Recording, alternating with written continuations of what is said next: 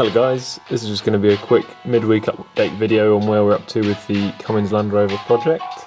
I've done quite a few bits since the last proper video, but the trouble is I always tend to just grab the whatever job it is I'm doing and not video it sometimes, so because there's just not enough time to get everything done and video everything and work and picked up these rather horrible looking Defender seats.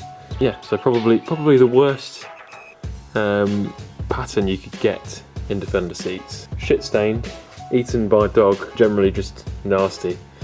You're probably wondering why I would buy such horrible items. All I want these for is the frames, and the frames themselves are actually in really good shape. They're not rusty, and all the mechanisms work fine. Because as some of you will know, you can get quite cheaply retrim kits for these. So Britpart make them and Exmoor make them, foams and all of the covers, including all the clips and all the sort of glue and everything you need to assemble them. So for not much money, and these were 35 quid for the pair, and the retrim kits are about £80 each. So say for about 200 quid, I'm going to have some seats that will look like brand new XS trim seats. And that'll be a video we'll do hopefully next weekend, the process of completely stripping these and turning them into something that looks brand new, feel brand new on the arse as well. Picked up some cheap sun visors because I've lost mine, wheel arch spats because again I think I've lost mine somewhere, or they've been broken when they've been stored outside. So this is a new AN line that I fitted for the oil feed to the vacuum pump for the brakes. I had the Halfords grease gun pipe in there, as you saw before, that leaked, so now we've got the nice AN line. We have a genuine new old stock power steering return line, so return from the box back to the reservoir. That pipe, very hard to find, it's not made anymore, but I managed to find one on eBay. New old stock, and it's the right fitting for the pump, goes straight to that. The return line for the power steering hose I've now clipped onto these brackets that I've made down here, so that's nice and secure. The issue turned out lay within the pump itself. So the little power steering pump down here, I had one rebuilt and reset by a friend of mine, Nick Stegall, and it turned out that there was some issue with the pump. It wasn't pumping, making pressure. So he sent me another one that he had lying around, which was good, and we got that fitted. And now we have power steering, so that's another thing ticked off the list. So another little job that has been done this week or last week, the clutch master cylinder is fitted, and I've bent up a nice copper clutch line, which runs across the front of the bulkhead there, and then it drops down over the footwell, and then goes to a flexi down there. It goes onto the clutch slave down here. So we now have a functioning clutch pedal. That it seems to be disengaging the clutch properly. I think I've got about the right amount of travel. I don't know if some of you might know about this system, but it's basically a air over hydraulic clutch system. So you've got air assist. So you can push the pedal without air, but it's being a truck-sized clutch, and it's also uprated for better torque handling. It's very stiff as it is. It's probably heavier than even a standard Defender one, which is heavy enough on its own. But the good thing about this is you can apply pressure to this inlet here, and it's basically an air cylinder in there that gives you air assistance. And you only have to apply really about 50 psi. And the clutch pedal then, I mean, to compare, my mum drives a 2012 Toyota Yaris, and with the air assist engaged on there, the clutch pedal is probably about as light as that, or maybe even lighter, so very nice indeed. Another thing, whilst we're right here, this is a stick that just arrived today from America, from a Ford F250, and it's the right stick for this shifter mechanism. But as you can see, there's probably a small issue in the fact that it's pointing to the left, as in America they're driving the wrong side of the road. Project possibly this evening, maybe later in the week, is going to be basically, I think the best way to do it will either be to cut this shifter neck here and then twist it round and re-weld it. Or the other way that might be possible is to disassemble it all and then get this really hot, heat it up with blowtorch, and then just try and sort of blacksmith it and hammer it round into the orientation that I need. But whatever I do, it's got to be strong. Got to be the long-lasting way of doing it. So I'll figure that out at some point. Just need to get the gator now. I'll find one that'll fit. That'll come down onto the transmission tunnel that we've got, and then a knob to go on here as well. That'll be, don't know, get something gaudy like a skull or something horrible like that. So yeah, interior is coming on.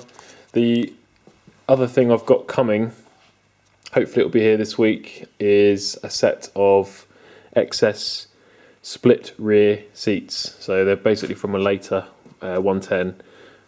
You've got a 60/40 split with the excess trim, which is going to match the kits that I've bought for the front seats.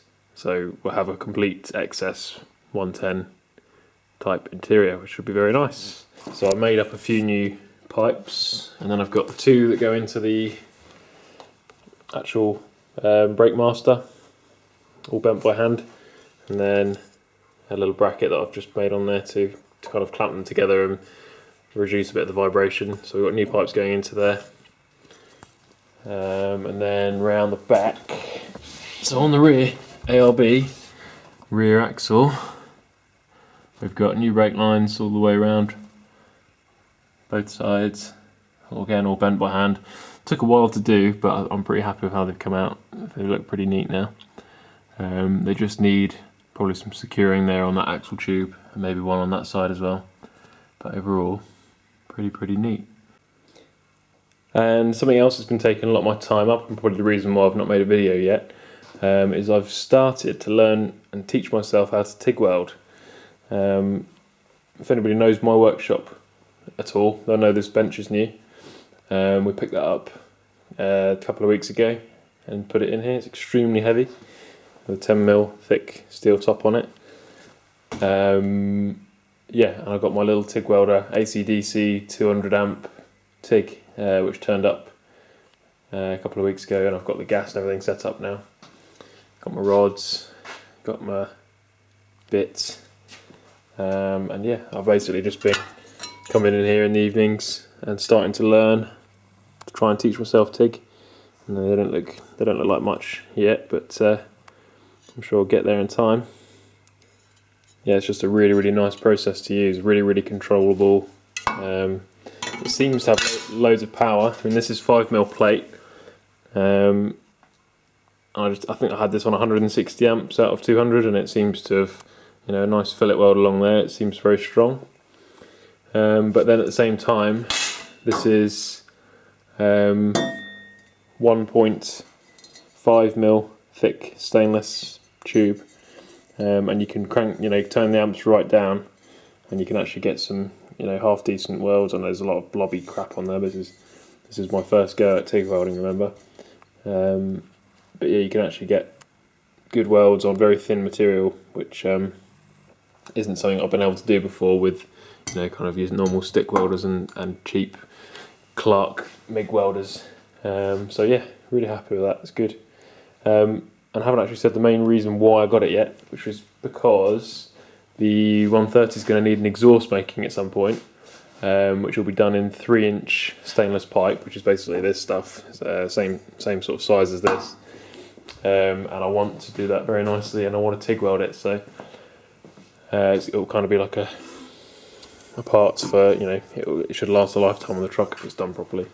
So yeah, we've got a few of these bends to start off, and I fully expect to mess a few of these up before I actually get it right, but hey ho.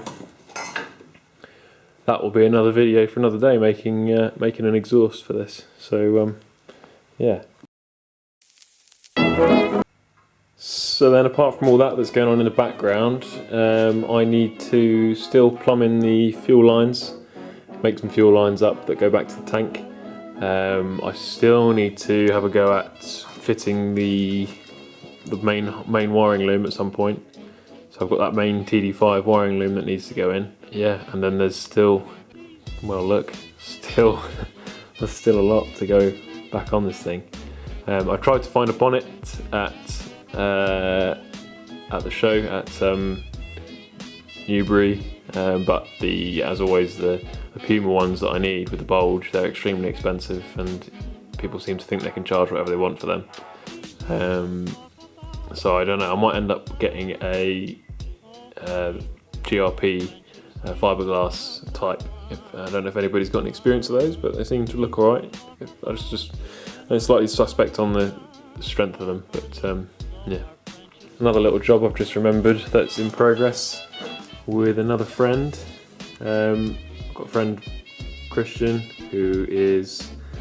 he works for a fabrication, kind of agricultural fabrication company, and he's a design engineer, so he's making me up a V-band flange for the turbo exit.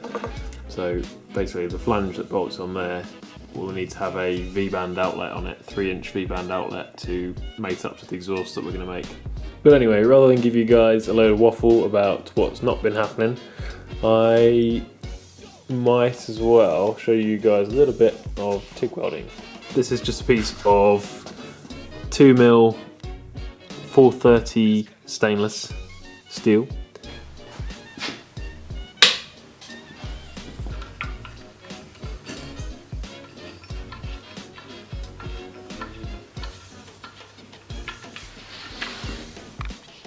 So this is our 1.6mm serrated tungsten, which is basically your electrode that goes into the torch.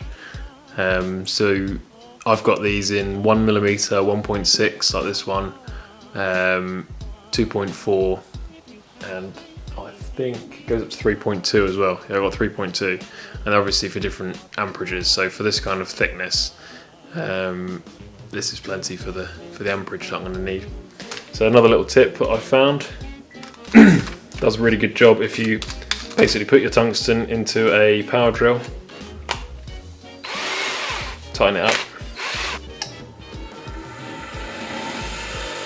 and then you can basically just use the drill to rotate and just grind away.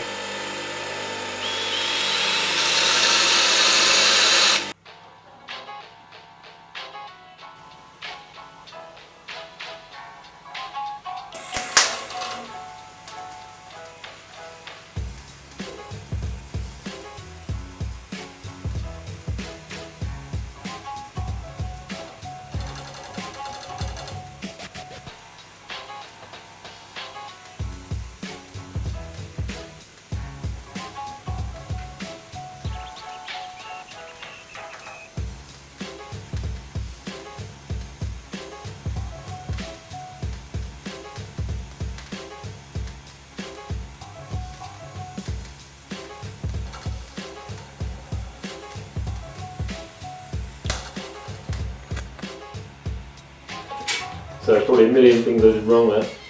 But it's so satisfying, let me tell you. So yeah, you can see I had a few issues there at the first few runs. I think I had the gas set too low or maybe too much heat, but yeah, came out looking kind of grey and dull. And then these last couple, yeah, quite happy with those. I mean, it's only running beads on a flat piece of plate, but you know, it's all about getting the technique in the first few times you do it.